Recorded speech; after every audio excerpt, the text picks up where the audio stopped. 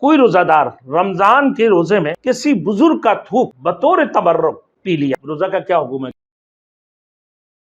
Thanks for watching. Don't forget to like, comment, share and subscribe to Maulana Habibullah Rouhani Official. کوئی روزہ دار رمضان کے روزے میں کسی بزرگ کا تھوک بطور تبرک، کسی بزرگ ہے، اللہ کا ولی ہے، وہ اپنا پیر صاحب ہے، شیخ المشائخ ہے، آپ ان کو اتنا مانتے ہیں، وہ جو ہے نا ان کے اپنا بزرگ کا جو ہے نا تھوک اٹھا کے پی لیا، چاٹ لے گا تو روزہ فاسد ہو جائے گا۔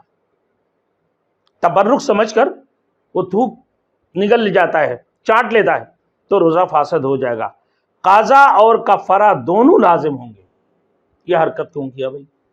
بے شک بزرگ ہے، اب ان کا تھوک جو ہے نا اپنا منہ میں لے کر پی لیا، کیا روزہ کا کیا حکم ہے؟ کہ بھائی دونوں چیزیں آپ کے لیے، قضا بھی اور کفارہ بھی دونوں واجب ہے۔ یہ تھوک کی مثال